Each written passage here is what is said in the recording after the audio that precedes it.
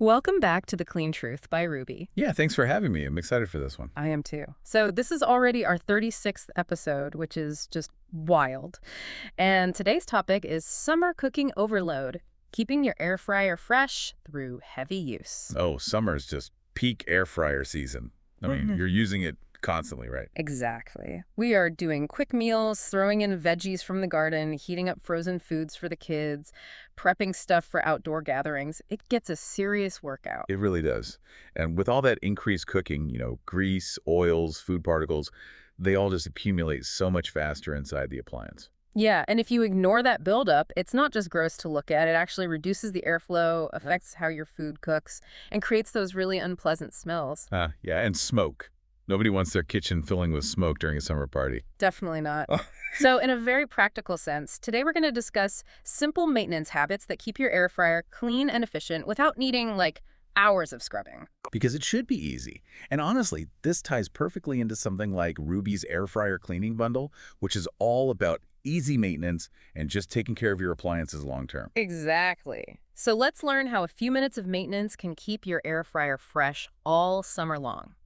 Because to do this, we're doing a deep dive into a fantastic, real simple article by Wendy Rose Gould. Yeah, it's called I Found the Best Way to Clean a Greasy Air Fryer, and it's practically effortless. Which is the dream, right? Because, okay, picture this. You wash the basket, it looks completely clean, you set it on the drying rack, but then you run your thumb across the metal, and there it is. Oh, I know exactly what you're talking about. That tacky, stubborn, slightly sticky film that just refuses to leave. It is one of the most uniquely frustrating experiences, honestly, in the modern kitchen, because you're looking at a surface that should be pristine. Right, but it feels completely wrong. Yes, you try scrubbing it again with dish soap, and nothing changes. It's like the grease is invincible. It's an incredibly common frustration. Yeah. Because we are so used to this binary cleaning process. You apply soap, you apply friction, the mess goes down the drain. Right, the standard dishwashing logic. Exactly.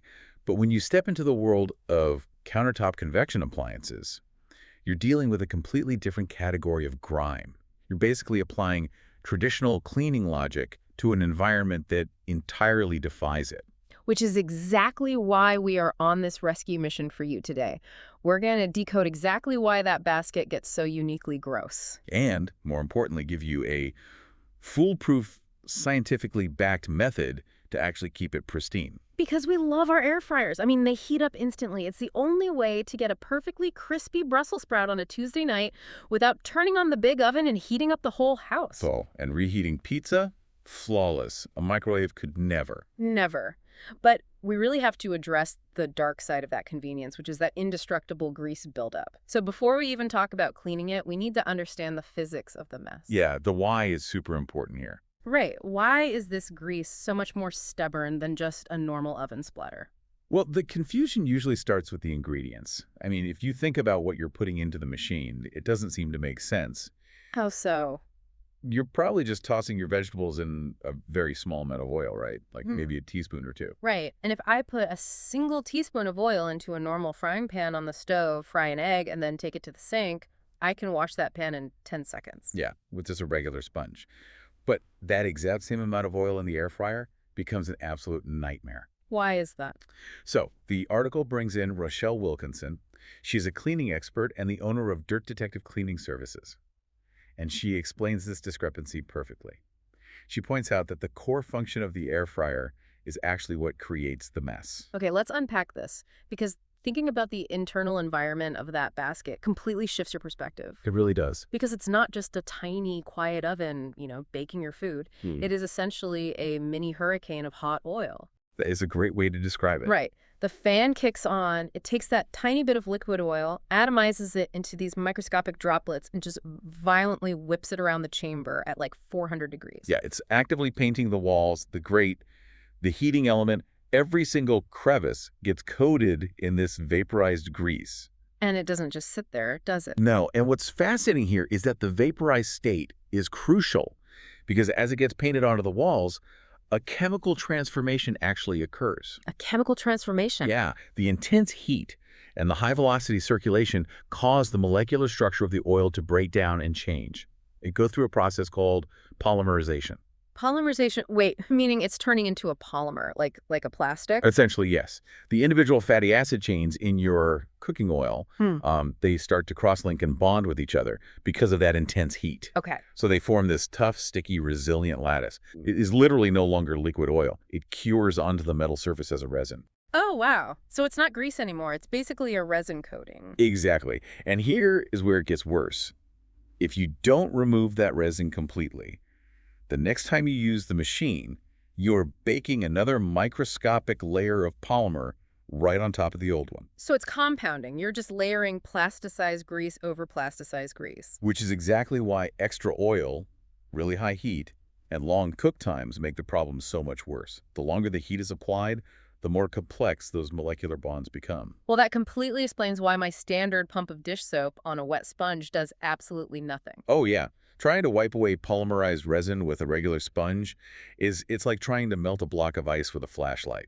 You're bringing the completely wrong tool. Yeah, you aren't fighting a fresh liquid, you're fighting a baked-on chemical chain. Right, we have to move away from brute physical force and rely on chemical intelligence. I love that. Chemical intelligence. And that brings us to Wendy Rose Gould's heavy-duty rescue protocol. Yes, this is the game changer. It is specifically designed for these caked-on, tacky messes. And it's incredibly simple, but you do have to kind of set aside your need for immediate gratification. Very true. You have to be a little patient. So, step 1, you just boil a pot of water. Step 2, pour that boiling water directly into the base of the cool air fryer drawer. Just right into the basket. Yep. Then, to that hot water, you add a generous squirt of degreasing dish soap and a sprinkle of baking soda. And just mix it up a bit to dissolve it. And then the third step is the critical one. And honestly, it's often the hardest for people who just want to get the kitchen cleaned up and closed for the night. You walk away. You let it soak for about 30 minutes, giving the water time to naturally cool down. And once it's cool enough to touch safely, step 4 is to scrub gently with a rough sponge or a dish brush, rinse it thoroughly, and just dry it. It's such an elegant solution. It relies on the interaction of temperature and those specific ingredients to dismantle that polymer lattice we just talked about. But I have to play devil's advocate here, because I know exactly what a lot of you listening are thinking right now. Uh-oh. What is it? 30 minutes is a really long time when you just want to finish the evening chores. So why can't we just bypass the chemistry and use brute force? Please don't do that. Like, why not grab a heavy-duty scrubber or steel wool or a magic eraser, put some serious muscle into it for 2 minutes, scrub the resin off, and just be done? I know it is a very tempting shortcut, but it will permanently ruin the appliance. Yeah. You absolutely have to resist the urge to use harsh physical abrasives. Because of the coating, right? Yes. The vast majority of air fryer baskets are coated with a nonstick surface, usually Teflon, which is polytetrafluoroethylene, or a ceramic alternative. Right. And those coatings are exceptionally fragile. Yeah. If you take steel wool or melamine sponge to them, you are physically gouging the nonstick layer right off the metal. Which is bad for obvious reasons. Nobody wants flakes of nonstick coating ending up in their summer French fries. No, definitely not. That's the immediate health concern. But from a maintenance perspective, the damage goes even deeper. How so? Think about the surface of that basket on a microscopic level. When it's brand new, it is perfectly smooth, so oil has a really hard time gripping it. Okay, that makes sense. But when you scrub it with a harsh abrasive, you're carving these microscopic canyons and scratches and grooves into the material. Oh, I see where this is going. If we think back to our mini hurricane of hot oil. Exactly. The next time you cook, that atomized oil gets blown directly into the new, jagged canyons you just carved into the surface. Wow. You've basically given the polymerized grease a textured foundation to anchor into. It acts like Velcro. So you're making the basket exponentially harder to clean every single time you use it after that. Yes. You trap yourself in a vicious cycle where the appliance becomes permanently sticky. So just by trying to save 28 minutes of passive soaking time, you basically destroy the main feature of a $100 appliance. And guarantee that your cleanup will be miserable forever. It's the harsh reality of nonstick coatings. You really have to let the chemistry do the heavy lifting. Okay, so let's break down exactly how that chemistry works during that 30-minute soak. We've got boiling water, dish soap, and baking soda. What is each component actually doing while we are off, watching television? It's basically a three-pronged attack. Yeah. First, the boiling water provides immense thermal energy. Polymers are tough, but they do respond to heat. Right. So that sustained high temperature causes those cross-linked molecules to expand, soften, and become pliable. It breaks their grip on the metal. Okay, so the heat loosens it up, and the dish soap. The dish soap introduces surfactants. Now, surfactant molecules have a very unique structure. One end is attracted to water, the other end is attracted to oil and grease. Oh, interesting. So once the heat softens the resin, these surfactant molecules wedge themselves between the grease and the metal. They act like microscopic crowbars, lifting the oil away and suspending it in the water. Which just leaves the baking soda. What does that do? Well, baking soda is mildly alkaline, and most cooking greases and food residues are slightly acidic. Okay. So when you introduce the alkaline baking soda to the acidic grease, it triggers a mild chemical reaction called saponification. Saponification. Wait, what does that mean? It literally converts a portion of that stubborn grease into a water-soluble soap. Wait, really? Yes. So instead of fighting the grease, you are chemically altering it into a substance that wants to be washed away. You are turning the enamine into soap to help clean the machine. That is brilliant. It really is. Chemistry is amazing. Now, there's one more vital piece to this rescue protocol. The article includes a fantastic tip from Claudia Meneses. She's the CEO of Avanti Green Eco Cleaning. Yes, I love this tip. Because she notes that sometimes, even after the 30-minute soak, there might be a tiny residual hint of tackiness, and her solution is white vinegar. Vinegar is a perfect finisher. Because it is highly acidic, it easily cuts through any lingering alkaline residue left behind by the baking soda and soap. Right. And it also breaks down the final, absolute thinnest microscopic layer of grease. It just leaves the surface completely neutral and squeaky clean. But, and this is a massive safety warning attached to this step, Claudia specifically instructs you to spray the white vinegar onto a microfiber cloth and then use the cloth to wipe the basket. Yes. You must never spray the vinegar or any liquid directly into the machine itself. That is such a critical distinction. Because the air fryer is fundamentally a small convection oven, sure, but it is also a complex electronic device. Right, it plugs into the wall. Exactly. And right above that cooking chamber is an exposed heating coil and the high-speed fan unit. If you point a spray bottle into the machine and pull the trigger, you are introducing atomized moisture straight into the electrical housing. Which sounds like a fast track to a short circuit. A short circuit, rusting the delicate heating elements, or just completely frying the motherboard. I mean, you have to treat the main housing of the appliance like you would treat a laptop. That's a great way to think about it. Yeah, you wouldn't spray liquid glass cleaner directly onto your keyboard, right? Right. Spray the cloth. Same exact rule applies here. Spray the cloth, wipe the machine. Okay, so we've decoded the physics of the oil hurricane, and we have a deep clean protocol that protects the non-stick coating. But let's shift gears, because a 30-minute soak is a great safety net, but what if we just stop the mess from happening in the first place? Yes, prevention is everything. Exactly. Let's dive into the art of prevention, because the ultimate goal here is to respect your own time and work smarter, not harder, especially during the summer when we're using it constantly. Right.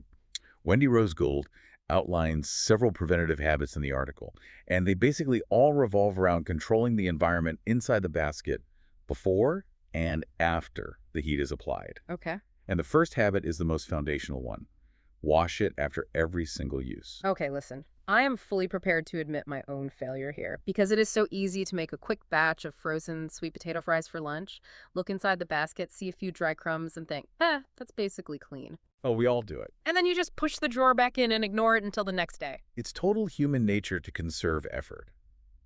But this is where understanding the mechanics actually changes your behavior. How so? Because even if you don't see large puddles of oil, that invisible layer of atomized vapor we talked about is sitting on the walls. Right, the hurricane residue. Yes.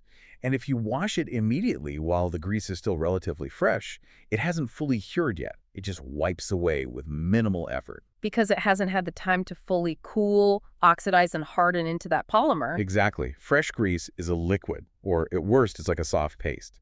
Aged grease is glue.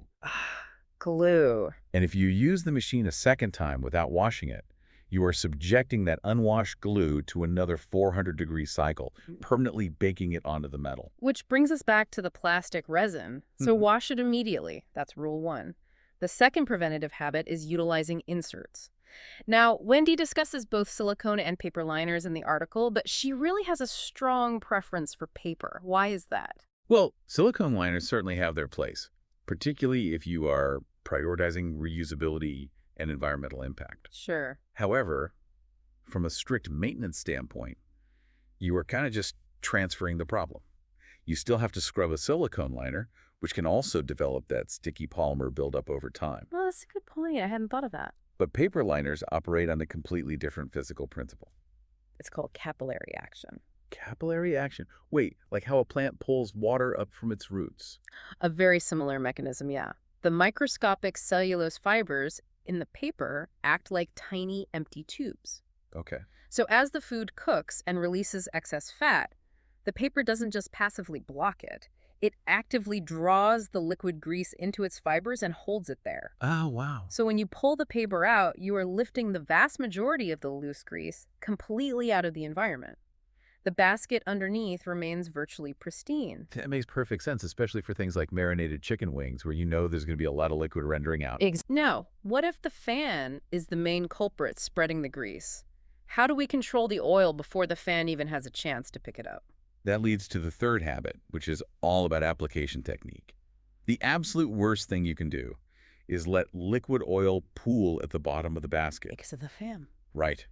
If you have a puddle of oil sitting on the grate, that high-speed fan is going to hit it, aerosolize it, and blast it everywhere. So we need to ensure the oil is adhering to the food, not the machine. Yes. Wendy suggests using a very light mist from a spray bottle, but honestly, an even more reliable method is just tossing your vegetables or protein in a separate bowl with the oil before they ever see the inside of the air fryer. Right, because if I toss broccoli in a mixing bowl with a teaspoon of oil, I am mechanically forcing the oil to coat the claresse. Exactly. The fat is clinging to the food.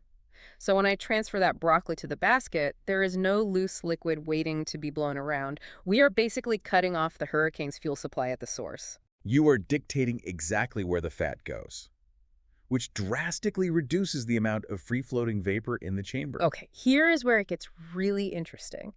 This was, to me, the absolute standout insight from the entire Real Simple article.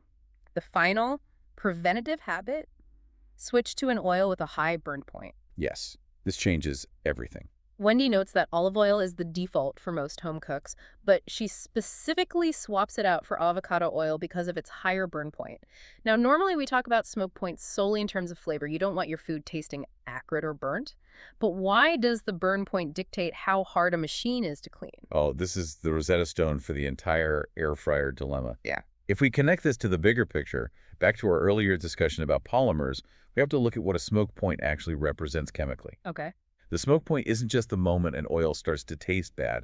It is the exact temperature threshold at which the molecular structure of the fat is destroyed. Wait, really? Yes, it is the exact moment polymerization goes into overdrive. So when an oil hits its smoke point, it is rapidly forming those cross-linked, sticky, plastic-like bonds we were talking about. Precisely. Now let's look at the numbers. Extra virgin olive oil is relatively delicate. It typically reaches its smoke point somewhere between 350 and 375 degrees Fahrenheit. And almost every single air fryer recipe calls for cooking at 390 or 400 degrees. Exactly. So if you coat your potatoes in extra virgin olive oil and subject them to a 400-degree hurricane of heat, that oil is instantly and continuously bypassing its structural limit. Wow. It breaks down, it polymerizes, and it turns into resin at an incredibly accelerated rate. By using olive oil in an air fryer, you are aggressively manufacturing liquid plastic and painting the interior of your appliance with it. That is wild. The oil choice is literally creating the glue. It is. Now look at the alternative Wendy suggests. Avocado oil has one of the highest smoke points of any cooking fat available. It often holds structurally sound up to 500 degrees Fahrenheit. Which is a full 100 degrees higher than the air fryer's maximum temperature. Exactly. So when you coat your food in avocado oil and blast it at 400 degrees, the oil easily survives the environment. Its molecular structure remains perfectly stable. Right. It does not break down, it does not burn, and critically, it does not polymerize. It just remains a relatively normal liquid fat. Which completely changes the cleanup, because when you go to wash the basket, you aren't fighting a baked-on cross-linked plastic resin. You are just wiping away normal, unaltered grease. Yep, the surfactants in your dish soap can easily lift it right off. That is incredible. It's a prime example of how understanding the invisible mechanics of cooking, in this case, thermal degradation, solves a very visible physical problem in the kitchen. It really does. So swapping olive oil for avocado oil isn't just a flavor preference, it is literally a structural defense strategy for your appliances. I love looking at it that way. So let's recap the journey we've taken today to rescue you from that post-dinner cleanup dread. We started by looking into the murky reality of why the air fryer gets so sticky in the first place. We discovered that the appliance isn't just baking grease. Its high-speed fan atomizes the fat, while the intense heat chemically alters it into a polymerized resin. Right, and we learned that fighting this resin requires chemical intervention, not physical force. We have to avoid harsh scrubbers like steel wool that gouge the fragile nonstick coating and create those microscopic canyons for future grease to cling to. Yeah, no Velcro baskets. Exactly. Instead, the heavy-duty rescue protocol relies on boiling water to thermally soften the resin, dish soap to act as a surfactant crowbar, and baking soda to trigger mild saponification, literally turning the grease into soap. And we finished by exploring how to stop the mess before it starts, relying on fluid dynamics and heat thresholds, washing the basket while the grease is fresh and liquid rather than waiting for it to cure into glue, Utilizing the capillary action of paper liners to trap excess oil. tossing our ingredients in a bowl to ensure the oil clings to the food rather than pooling at the bottom of the drawer, and making that crucial swap to a high-heat fat like avocado oil, preventing the polymerization process from ever happening in the first place. It really comes down to working alongside the physics of the appliance rather than fighting against them. Absolutely. A little bit of knowledge completely transforms a chore that used to require 20 minutes of angry scrubbing into a 3-minute effortless habit. Plus, you're protecting the longevity of a fantastic piece of technology. Which is exactly what we want. And that brings us to the end of our deep dive today. But before you head into the kitchen to check on your air fryer basket, we want to leave you with a larger thought to consider. It does make you wonder about the ripple effects of technology. It really does. I mean, the air fryer is a marvel. It saves us time, it uses less energy than a massive oven, and it creates wonderful textures. But its very design, that high-speed, confined circulation, creates a hidden maintenance debt. We only realize the cost of that convenience when things get impossibly sticky. Yeah, that's so true. So here's the question we want to leave you with today. What other conveniences in our modern lives, whether it's the technology on our countertops, the devices in our pockets, or the systems we rely on daily, might be secretly generating invisible long-term messes simply because we don't fully understand the hidden mechanics behind how they operate? Are we continually trading a small amount of visible, immediate effort today for a much more complicated, sticky reality down the line? That is a great question to ponder. Keep that in mind the next time you expect a perfectly clean, easy finish line. Thank you for exploring the science of the everyday with us. Until next time, keep your appliances safe and your curiosity sharp.